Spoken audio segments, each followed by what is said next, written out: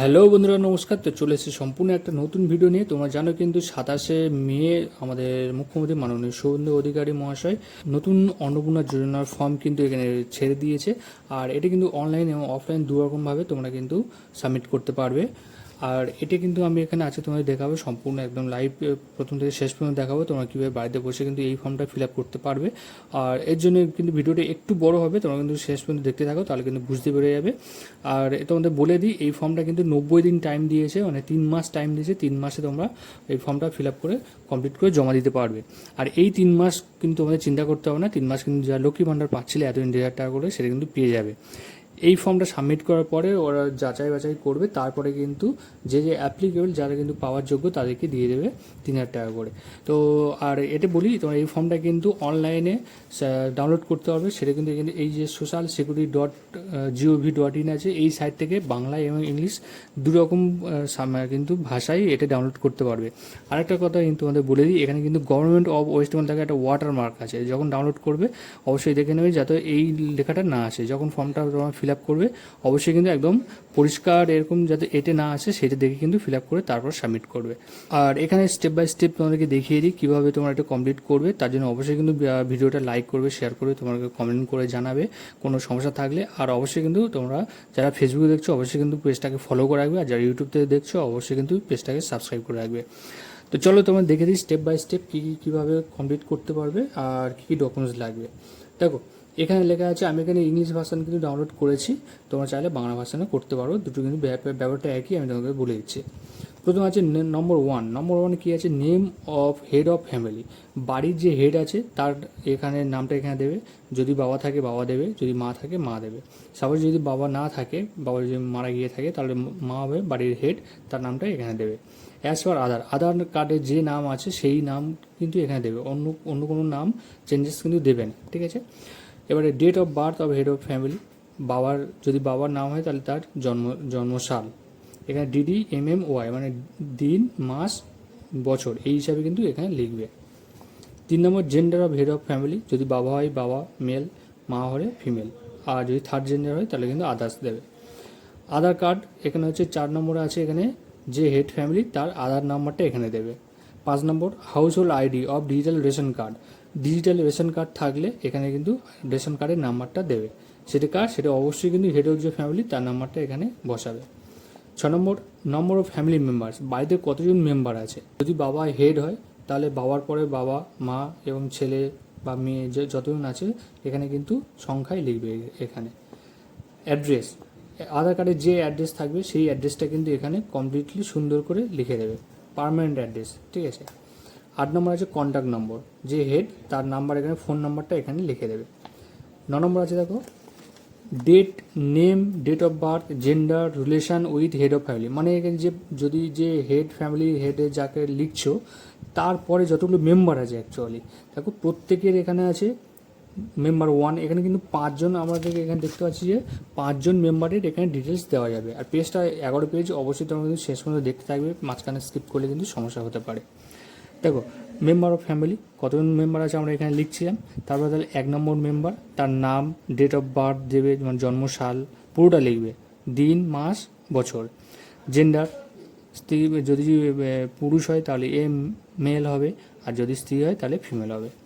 Relation with the head of family, মানে relation মানে যে হেড আছে তার সঙ্গে এর কী রিলেশন, যদি ছেলে হয় তাহলে এখানে সন হবে, যদি মেয়ে হয় তাহলে ডটার হবে, যদি ওয়াইফ হয় মানে যদি স্ত্রী হয় তাহলে এখানে ওয়াইফ লিখবে। তার আধার নাম্বার, ঠিক এরকম মেম্বার 2 নম্বর যা আছে তার নাম, জন্মসাল পুরোটাই, জেন্ডার মানে কোন লিঙ্গ, তারপরে বাবার সঙ্গে বা হেড অফ ফ্যামিলি যে আছে তার সঙ্গে তার সম্পর্ক কী, আধার নাম্বার।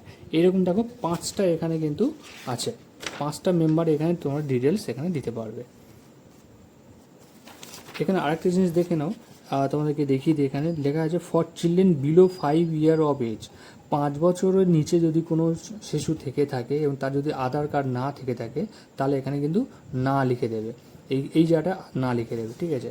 যে মেম্বার তার নাম লিখছো, ডেট অফ বার্থ লিখছো, জেন্ডার লিখছো, রিলেশন লিখছো মানে সম্পর্ক কী সেটা লিখছো, তারপরে এখানে যদি আধার কার্ড না থেকে থাকে 5 বছরের নিচে কোনো ছেলে বা মেয়ের এখানে কিন্তু না লিখে দেবে।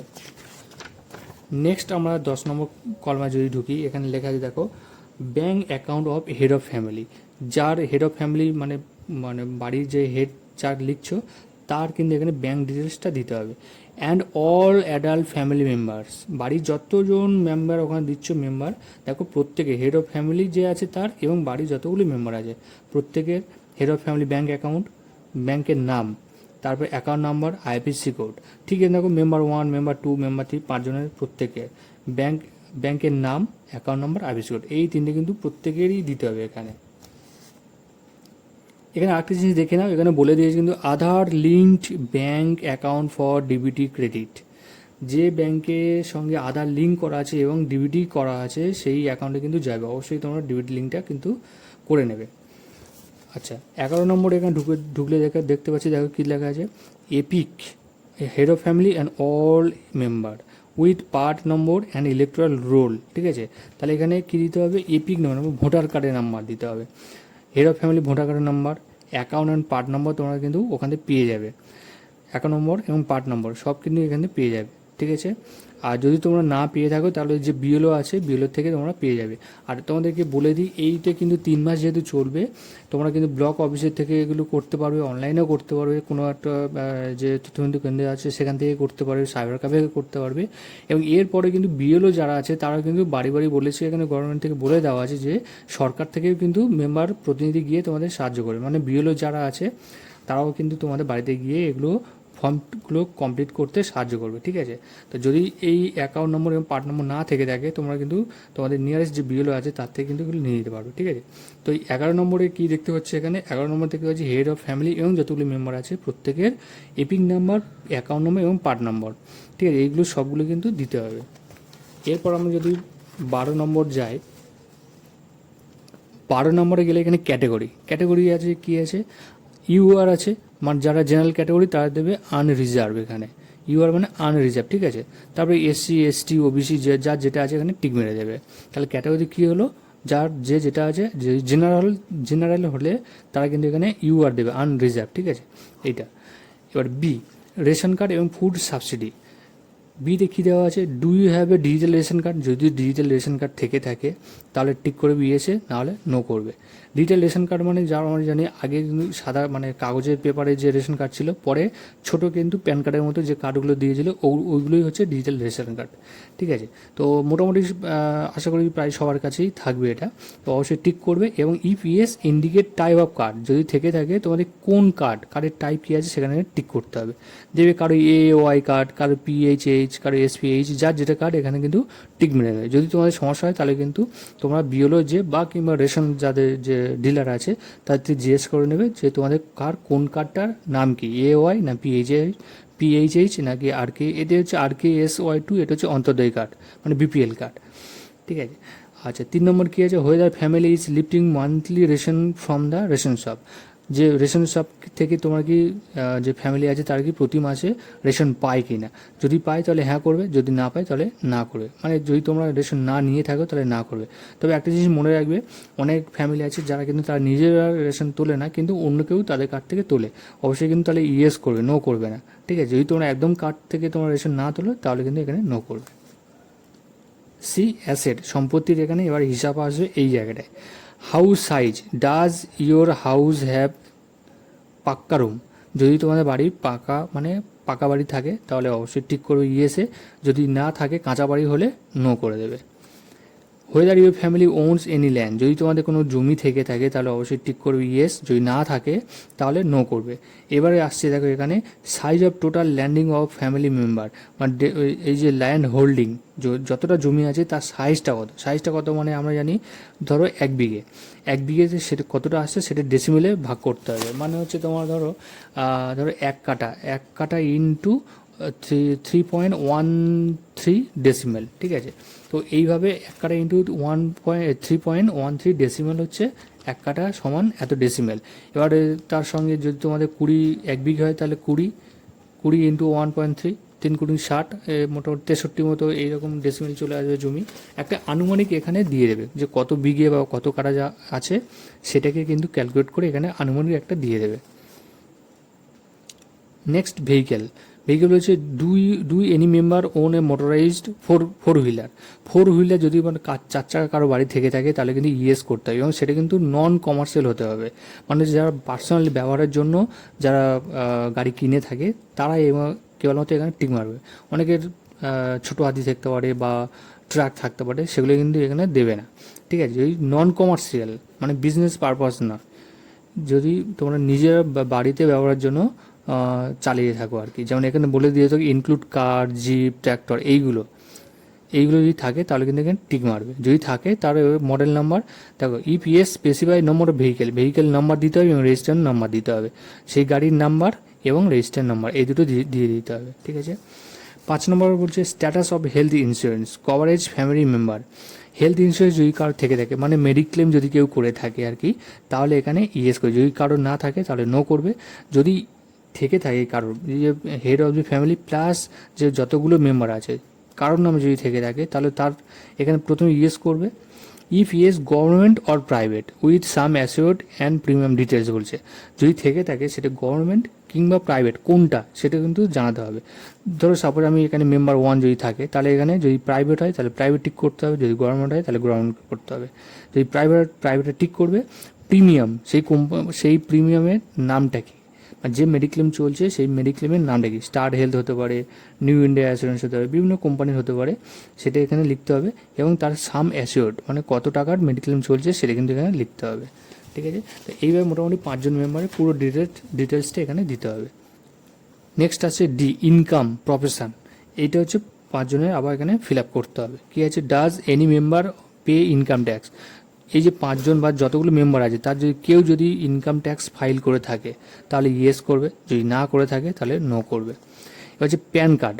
প্রত্যেকে দেখো হেড অফ দি ফ্যামিলি যদি pan card of family member প্রত্যেকে যদি প্যান কার্ড থেকে থাকে তাহলে এখানে ইয়েস করবে প্রথমে, যদি কারোর না থেকে থাকে তাহলে নো করবে, যদি থেকে থাকে ইয়েস করবে। তাহলে কার আছে তার প্যান কার্ড, প্রত্যেকের প্যান কার্ডটা এখানে লিখতে হবে, ঠিক আছে। এখানে মেম্বারের নাম দেবে, ধরে 1 নম্বর মেম্বারের প্যান কার্ড আছে, এখানে মেম্বারের নাম দেবে, প্যান কার্ড নাম্বারটা দেবে। নেক্সট আছে নেচার অফ এমপ্লয়মেন্ট। যদি কেউ কাজ করে থাকে, কে কী কাজ করছে কিন্তু তার ডিটেলস সেখানে দিতে হবে। তার মানে এটা একটা জিনিস দেখা যাচ্ছে যে পুরো কমপ্লিট ডিটেলসটা কিন্তু সরকারের থাকছে। ইন ফিউচার কোনো রকম কাজকর্ম বা কিছু যদি দরকার পড়ে সরকার কিন্তু এখান থেকে পুরো ডিটেলসটা নিয়ে নিতে পারবে, ঠিক আছে। তো এবার দেখো নেচার অফ এমপ্লয়মেন্টে কী আছে, হেড অফ দ্য ফ্যামিলি সে কী কাজ করে তার নাম দেবে, এখানে কী কাজ করে দেখো, গভর্নমেন্ট সেক্টর যদি সরকারি চাকরি হয় তাহলে এখানে টিক করবে, স্যালারিড মানে যারা প্রাইভেট কোম্পানি কাজ করে এখানে টিক করবে, ফর্মাল সেক্টর, সেলফ এমপ্লয়েড যদি এন্টারপ্রিনিয়র, বিজনেস, প্রোপাইটর এগুলো যদি হয় মানে কারোর দোকান যদি থেকে থাকে, কেউ যদি পার্সোনাল ব্যবসা করে থাকে এখানে টিক করবে। এখানে আরও অনেক যদি কোনো দেখো মাইগ্রেন্ট লেবার যা হচ্ছে ডেলি মজুরি সেটা হচ্ছে এখানে টিক করবে। এখানে আনএমপ্লয়েড মানে কোনো কাজ করে না তারা হচ্ছে এখানে টিক করবে, ঠিক আছে। এইভাবে কিন্তু প্রত্যেকের নাম দিতে হবে এবং কে কী কাজ করে এখানে সেখানে কিন্তু টিক করতে হবে, ঠিক আছে। নেক্সট কী আছে দেখো 4 নম্বরে আছে number of literate adult family members and number of illiterate adult মানে শিক্ষিত এবং অশিক্ষিত ফ্যামিলি মেম্বার, প্রত্যেকের মধ্যে কে শিক্ষিত এবং কে অশিক্ষিত সেটা কিন্তু এখানে লিখতে হবে। মোটামুটি যদি তোমরা এখানে দেখো highest education qualification may be provided of all literate adult family member, যদি মোটামুটি 8 পাস করে থাকে তাহলে সেটাকে কিন্তু আমরা দিয়ে দেবে যে অ্যাডাল্ট ফ্যামিলি মেম্বার মানে হচ্ছে এখানে লিটারেটের মধ্যেই দিয়ে দেবে, তার নিচে থাকলে ইলিটারেটের ক্লিক করবে, ঠিক আছে। দেখো এখানে কতজন লিটারেট আছে, এখানে মোটামুটি যদি তোমাদের সবাই যদি লিটারেট থাকে তাহলে সবার সংখ্যাগুলো এখানে যদি 5 জন থাকে তাহলে 5 জন দেবে, আর যদি একজন ইলিটারেট থেকে থাকে এখানে 1 করে দেবে। এইবারে হচ্ছে হেড অফ ফ্যামিলি, প্রত্যেকের নাম দিতে হবে, লিটারেট শিক্ষিত না অশিক্ষিত সেটা ঠিক করতে হবে। যদি শিক্ষিত লিটারেট হয়ে থাকে তার হাইয়েস্ট কোয়ালিফিকেশান, কেউ যদি মাধ্যমিক পাস করে তাহলে এখানে এমপি লিখবে বা মাধ্যমিক পাস লিখতে পারো, কেউ যদি উচ্চ মাধ্যমিক পাস করে থাকে তাহলে এইচএস পাস দিতে পারো, গ্র্যাজুয়েট হলে গ্র্যাজুয়েট লিখে দিতে পারো, যে যত হাইয়েস্ট কোয়ালিফিকেশান মোটামুটি এখানে দিয়ে দেবে। তাহলে এইভাবে 5টা যে আছে 5টা member head of family with সঙ্গে 5টা মেম্বার সেটা কিন্তু পূরণ করতে হবে। নেক্সট পেজে যদি আমরা যাই দেখো 5 নম্বর পেজে কী বলেছে, is any member form current holder of any constitutional post, মানে যদি কেউ এমএলএ এমপি মানে যারা পলিটিক্যাল আর কি সেই ধরনের যদি কেউ থেকে থাকে তাহলে এখানে টিক করবে ইয়েসে, যদি না থাকে তাহলে নো করবে। যদি কেউ হয়ে থাকে পঞ্চায়েত প্রধান বা এমএলএ এমপি এই ধরনের কেউ থেকে থাকে তাহলে এখানে টিক করে ইয়েসে টিক করে এইখানে নামগুলো লিখতে হবে। দেখো provide necessary supporting document if available, যদি পঞ্চায়েত প্রধান বা এমএলএ এমপি এইসব যদি কেউ থেকে থাকে তাহলে তার ডকুমেন্টও সাবমিট করতে হবে, ঠিক আছে। এখানে নামটা লিখে দেবে, কোন পোস্টে আছে এবং তার ডকুমেন্ট সঙ্গে দিতে হবে। 6 number is any member a government pensioner, যদি গভর্নমেন্ট পেনশন পেয়ে থাকে বাড়ির কোনো সদস্য তাহলে টিক করে ইয়েসে, if yes attach pension slip কিন্তু অ্যাটাচ করতে হবে। Government pensioner who is a government pensioner, তার নাম দিতে হবে, মেম্বারের নাম দেবে এবং তার সঙ্গে পেনশনের স্লিপ কিন্তু অ্যাটাচ করবে। 7 number is any member registered under GST, যদি কারো জিএসটি আন্ডারে থেকে থাকে মানে যা ট্যাক্স পেয়ার জিএসটি পে করে আর কি, তারা কিন্তু এখানে ইয়েস করবে, না থাকলে নো করবে। যদি থাকে তাহলে ইয়েস করে জিএসটি সার্টিফিকেট কিন্তু অ্যাটাচ করতে হবে। 8 নম্বর বলেছি দেখো টোটাল অ্যানুয়াল ফ্যামিলি ইনকাম, মোটামুটি একটা গ্রস ইনকাম ধরে নেবে যে টোটাল যতগুলো ফ্যামিলি মেম্বার আছে সবার মিলিয়ে কত একটা ইনকাম, সেটা একটা গ্রস ইনকাম এখানে কিন্তু লিখে দেবে। ইতে কি আছে আদার আইডেন্টিটি ডকুমেন্ট, আর কী কী ডকুমেন্ট এখানে দরকার পড়ছে। সিএএ অ্যাপ্লিকেবল স্ট্যাটাস, যদি কেউ যারা আছে যেমন অন্য দেশ থেকে এদেশে এসছে এবং সিএর জন্য অ্যাপ্লিকেশন করেছে তাদের কিন্তু এখানে নাম দিতে হবে। যদি না থাকে তাহলে নট, যদি অ্যাপ্লিকেশন না করে থাকে তাহলে নট অ্যাপ্লিকেবল করে দেবে। যদি অ্যাপ্লিকেশন করে থাকে তাহলে এস অ্যাপ্লাইড করবে এবং অ্যাপ্লিকেশন নাম্বার দেবে, তার সার্টিফিকেট দেবে, ঠিক আছে। তো এইভাবে যে যতগুলো মেম্বার আছে হেড অফ দি ফ্যামিলি সমেত এটা পূরণ করতে হবে। নম্বর কী বলেছে others like KCC ARD, artisan credit card, MGSAC, student credit card, এই ধরনের যদি কেউ থেকে থাকে তাহলে কিন্তু এটা এই জায়গাটায় প্রত্যেকের নাম দিতে হবে, তার নাম দিতে হবে, যার নামে আছে তার নাম দিতে হবে, ক্রেডিট কার্ডে সেই কার্ডের নাম্বার দিতে হবে এবং কবে সেটি ইস্যু করা হয়েছে সেটা এখানে দিতে হবে। 3 নম্বর বলেছে ইফ ডিলেটেড ইন এসআইআর 2026, যদি লাস্ট যে এসআইআর হলো সেখানে যদি কারোর নাম ডিলিট হয়ে থাকে তাহলে তার নাম দেবে এবং দেখো হয়ে যায় কেস পেন্ডিং ইন ট্রাইব্যুনাল, তার নাম দেবে। যদি নট অ্যাপ্লিকেবল হয় তাহলে নট অ্যাপ্লিকেবল টিক করে দেবে, যদি না হয় না হবে। যদি হ্যাঁ ডিলিট হয়ে থাকে তাহলে কিন্তু এখানে ইয়েস করে ইফ ইয়েস কেস ডিটেল, যদি কারোর নাম এই লাস্ট এসআইআর যদি ডিলিট হয়ে থাকে তার নাম দেবে, তার এখানে টিক করে ইয়েস এবং কেস ডিটেল দেবে, মানে কী কারণে তোমার ডিলিট হয়েছে সেটা কিন্তু এখানে লিখে দিতে হবে, ঠিক আছে। এইভাবে কিন্তু এই পেজে যতগুলো আছে এটা কমপ্লিট করতে হবে। নেক্সট আছে social status and dependence, details of কী বলছে এখানে details of all children in family attending school, এখানে কে কোন স্কুলে পড়ছে, তার কোন ক্লাসে পড়ছে, স্কুলের নেম সব কিন্তু দিতে হবে, ঠিক আছে। দেখো আমি বলে দিয়েছি সোশ্যাল স্ট্যাটাস, দেখো মেম্বার নাম্বার কতজন মেম্বার আছে তার ঠিক এখানে লিখতে হবে।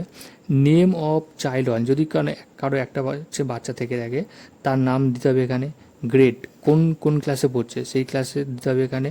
স্কুল নেম সেই স্কুলের নামটা দিতে হবে এবং টাইপ কী টাইপের সে স্কুলে পড়ছে সেটা কিন্তু এখানে দিতে হবে। দেখো এখানে বলে দিয়েছে টাইপ মানে এখানে দেখো গভর্নমেন্ট স্পন্সর্ড গভর্নমেন্ট টিক করবে, যদি সরকারি স্কুলে পড়ে থাকে টিক করবে এখানে, প্রাইভেট স্কুল হলে এখানে টিক করবে, রিকগনাইজড মাদ্রাসা যদি মাদ্রাসায় পড়ে থাকে টিক করবে, আদার মাদ্রাসাটা টিক করবে, যদি অন্য কোনো স্কুলে পড়ে থাকে এখানে টিক করবে। তাহলে এইভাবে কিন্তু এই যতজন মেম্বার আছে প্রত্যেকটা এখানে টিক করতে হবে।